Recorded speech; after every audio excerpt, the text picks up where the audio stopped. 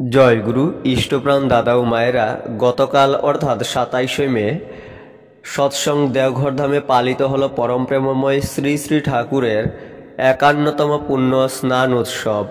60টির অধিক ছবি রয়েছে এই ভিডিওতে। 1966 সালের 27শে মে 12ই জ্যৈষ্ঠ 1373 বঙ্গাব্দ শুক্লা পঞ্চমী তিথিতে বৃহস্পতিবার শ্রী শ্রী ঠাকুর প্রথম সৎসঙ্গ দেওঘর আশ্রমের স্নানকুণ্ডে স্নান করেন। সর্বমোট 6 দিন শ্রী শ্রী ঠাকুর স্নানকুণ্ডে স্নান করেন।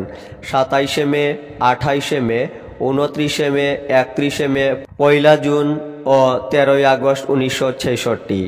স্নানকুণ্ডে পরম দয়াল শ্রী শ্রী ঠাকুরের প্রথম স্নানের দিনটির স্মৃতিকে কেন্দ্র করে পরম পূজ্যপাদ শ্রী শ্রী বরদা সূচনা করলেন পুণ্য স্নান উৎসবের। 27শে মে 1975, 12ই জ্যৈষ্ঠ 1382 সন, কৃষ্ণ নবমী তিথি মঙ্গলবার প্রথম স্নান উৎসব অনুষ্ঠিত হয়।